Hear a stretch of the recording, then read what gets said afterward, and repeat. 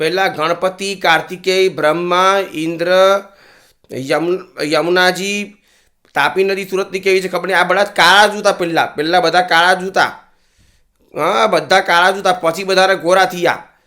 તો એમાંથી કૃષ્ણ અને નારાયણ ગમે એટલું સમજાય કભી ગોરા નહીં બને. યમુનાજીઓ કાળી છે, સુરતની પોરી છે, તાપી નદીનું ખબર નહીં. પણ ત્યાં કૃષ્ણ અને નારાયણ ગમે એટલું સમજાય ટેમ્પરરી ગોરા થાય, परमानेंटली गोरा नहीं बने. मच्छी खाते हैं लेकिन काला कलर में फंसते नहीं देते.